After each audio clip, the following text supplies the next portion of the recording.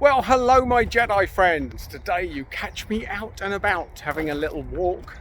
The birds are singing in the background, which is a nice little backdrop for this video.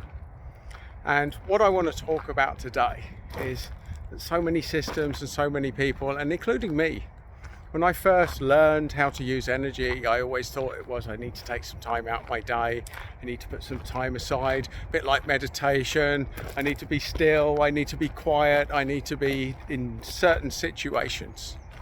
And consequently, I got my big breakthrough with energy, and then I thought, right, the work is done here. Seems like a bit too much hard work finding all of these alignment of conditions to do energy work. When the reality of working with energy is that it's a 24/7 thing.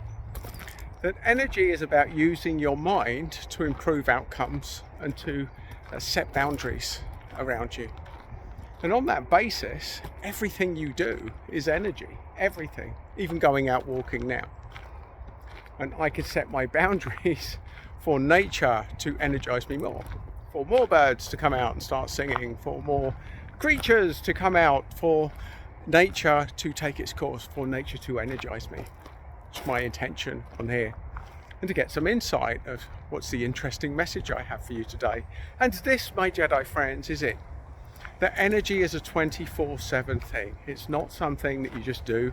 Yes, you can do healing work, you put hands on people, but there are so many different ways to work with energy. So many.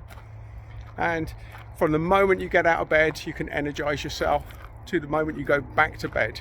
And you can set energy parameters for when you sleep as well. You can create a situation so that you get more restful sleep.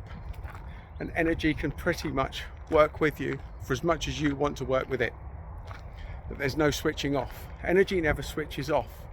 If you think you can do energy and be nice and then be in a good energy zone and then suddenly start dealing with shit from life and dealing with that bastard or that bitch, then suddenly your energy, it plummets to a different place. And there's plenty happening to cause you to want to feel that as well, my Jedi friends. When in actual fact, in its simplest form, energy is about your relationship with yourself. And on this walk, when you go out for a walk, you can choose to ruminate on the stuff that's pissing you off, or you can choose to energize from the process and to look out for yourself, to set your boundaries, to raise your vibration, to feel better, to connect with nature, to ground yourself, to stay grounded, to appreciate everything around you. And that's a choice.